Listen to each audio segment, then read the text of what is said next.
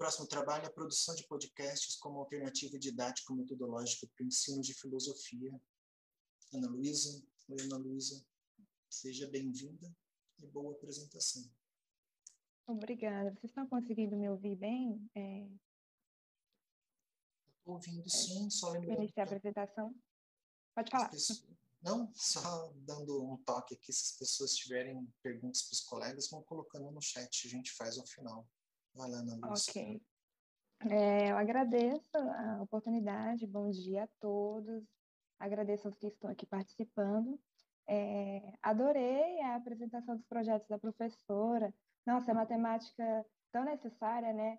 E para iniciar assim, um pouquinho também, não tem a ver com a temática central da minha fala, mas fazendo um curso na modalidade de licenciatura, né? Fazendo o trabalho na residência pedagógica e lidando com essas questões da sala de aula, acho que a última atualização que nós tivemos na BNCC foi com relação a isso. Foi inclusa, né, a necessidade de se trabalhar nos currículos da educação básica a temática de prevenção à violência doméstica, né? E eu achei, assim, é uma questão, é uma vitória, né? Apesar de nós sabermos que essa vitória vem por conta de uma derrota, né, que existe, enfim. Mas eu acredito que seja uma vitória, adorei o projeto, né?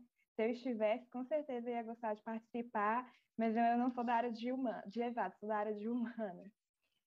Contextualizando um pouquinho, né, o projeto, eu sou Ana Luísa e eu sou graduanda do curso de Filosofia na Universidade Federal do Tocantins.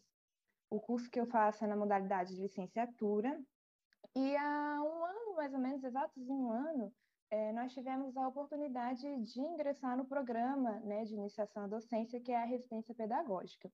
Esse programa, ele se assemelha muito com os projetos de extensão, porque eles são feitos fora da universidade. E quando você entra nesse projeto, que é entrar literalmente, né, para se trabalhar na sala de aula, você vai desenvolver isso, a gente tinha que criar um projeto para trabalhar com esses estudantes. Quando a gente entrou e se inscreveu no programa, nós ainda não estávamos vivenciando todo esse contexto pandêmico, né, que deu uma amenizada, mas a gente ainda está enfrentando. E aí, por conta disso, nós tivemos que pensar, idealizar um projeto que fosse viável, né, para esses estudantes e que conciliasse com toda essa questão pandêmica do ensino remoto, né? E aí, diante disso, nós desenvolvemos um projeto, né, que está relacionado com as mídias digitais, tecnológicas. Nós tivemos algumas disciplinas na universidade, alguns outros projetos nos quais nós já havíamos trabalhado, né, a construção e o desenvolvimento de podcasts, tanto no sentido metodológico quanto no sentido artístico também, né? E aí, por conta disso, e trabalhando nas escolas, a gente pensou nisso. A gente começou pensando no podcast porque a gente viu que era algo que estava crescendo, né? Agora, né? Não só nessa geração, mas nesse contexto contemporâneo. E a gente percebe que a relação desse crescimento com o podcast não tem a ver só com a tecnologia, mas tem a ver com o modo que as relações elas estão acontecendo. E devido a essa quarentena, esse isolamento social, né, que nos foi imposto, de certa forma, por conta, né, desse contexto, a gente viu que as pessoas elas estavam utilizando-se de tecnologias práticas. A professora Simone até utilizou o TikTok, né? Nós havíamos pensado no TikTok, mas por conta da nossa formação na área e do que nós já havíamos tido experiência, né? Trabalho e orientação, a gente pensou no podcast. A gente ainda não entrou nesse universo dos TikTokers, mas a gente sabe que são ferramentas assim práticas, né? E a questão da informação, a divulgação da informação. A gente quis trabalhar muito essa temática, né? O nosso projeto foi desenvolver a produção de podcast com esses estudantes, porque nós percebemos uma necessidade de fala, né? E, ao mesmo tempo, essa era das fake news, A gente percebe que muita informação, às vezes, ela acaba correndo solta, assim, sem pé nem cabeça, e aí as pessoas, às vezes, que recebem essa informação, elas não sabem se de fato é uma informação verídica ou não, e aí a gente, como estudantes de filosofia, que vai se trabalhar muito essa questão da linguagem, a gente pensou, né, em desenvolver justamente essa questão da fala, né, associando a uma tecnologia, a uma ferramenta que fosse, de certa forma, fácil, né, para esses estudantes. Uma das justificativas de nós também termos escolhido, né, trabalhar essa temática é por conta da facilidade de acesso, como eu havia dito anteriormente, e o podcast, eu acho que ele também acaba se relacionando com essa questão direta da acessibilidade, por você fazer o uso desse recurso de maneira mais prática e por ele viabilizar o acesso a todos. Você não precisa ter uma imagem para transmitir uma informação, você pode ter um áudio, e esse áudio ele pode ser legendado. Então, é uma formação acessível também, se você quiser anexar imagens, né? O formato é um formato leve e é um formato no qual você pode ouvir, né? A partir do momento que você tenha baixado, você pode ouvir independentemente do local que você esteja, onde você estiver, né? Você coloca os fones de ouvido ou você abre a legenda. Nos vídeos curtos, você vai ter uma informação relacionada a um assunto específico no qual você tem interesse. Óbvio que nós, né, trabalhamos, como estamos trabalhando com a educação e todo esse processo de formação de professores, a residência, né, que vai desenvolver esse trabalho de docência, né, é um projeto de iniciação à docência, nós tivemos que pensar em metodologias, né, que fossem viáveis, e aí, como eu falei, foi a metodologia ativa, né, que nós optamos para que os alunos participassem. Só que nós também precisávamos associar tudo isso, né, ao currículo, à matriz curricular de filosofia. Nesse momento, nós entramos em uma série de incômodos, eu diria, porque nós, das ciências humanas, sabemos que a BNCC, as competências e as habilidades dessa área, né, a serem desenvolvidas na BNCC, são muito superficiais, são muito pequenas.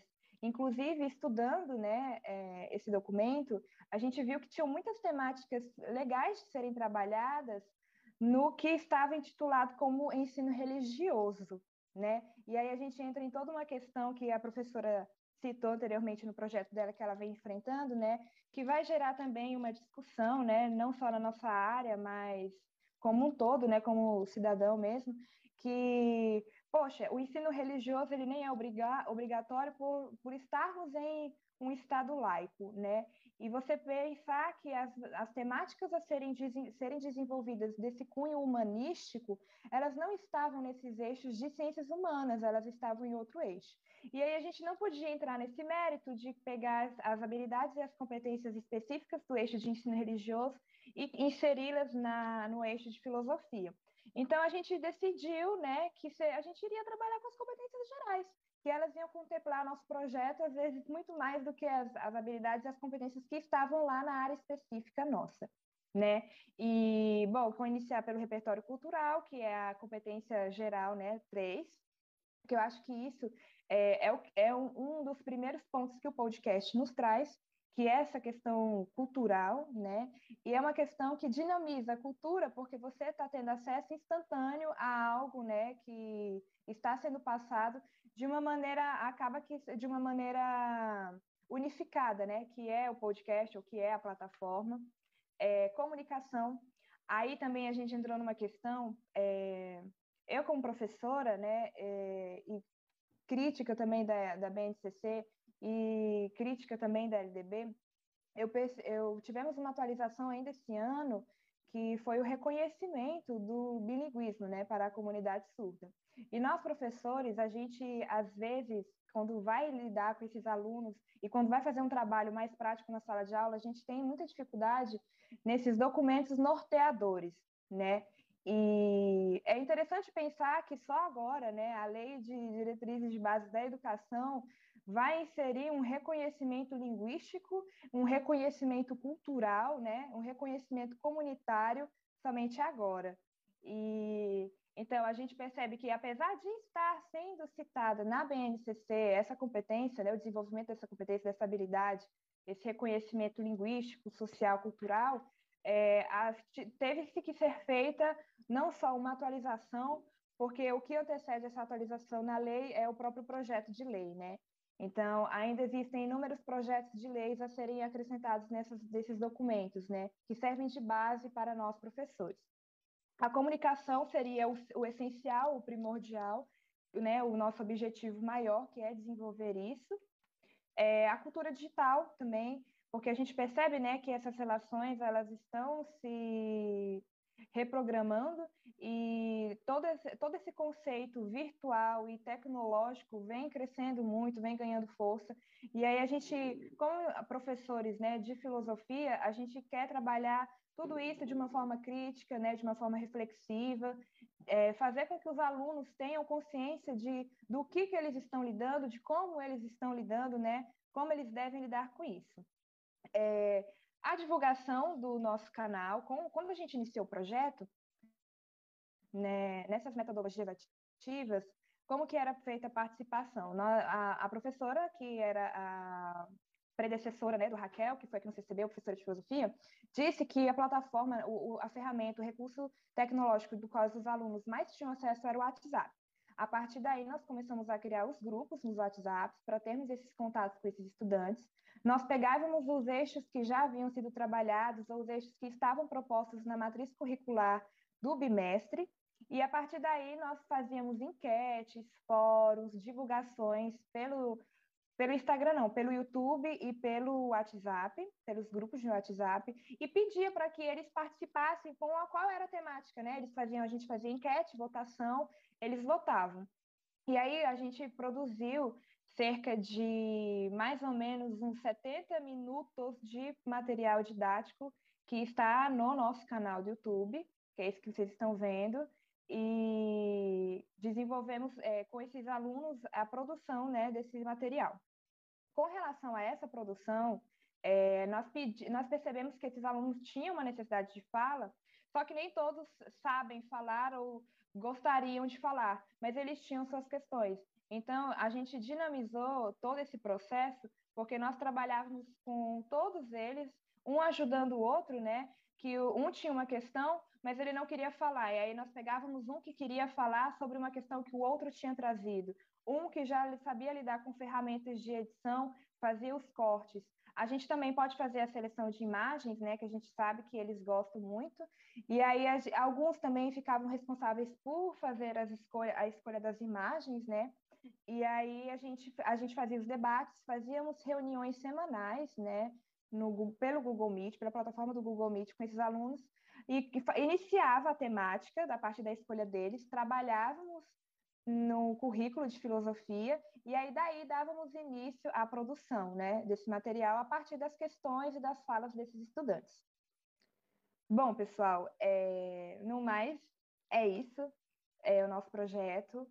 A gente voltar para a página do nosso canal no YouTube, que eu gostaria de pedir, né, que quem pudesse se inscrevesse no nosso canal, para pudesse ter acesso, né, a todas as nossas falas, todas as aulas que nós tivemos no Google Meet, na plataforma, né, com relação ao nosso projeto, está no canal.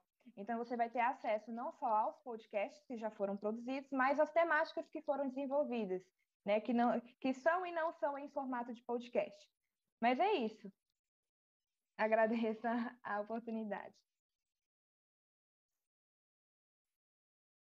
Muito obrigado, Luiz, também pela apresentação. A gente tem aí uns minutinhos, então acho que a gente consegue conversar um pouquinho.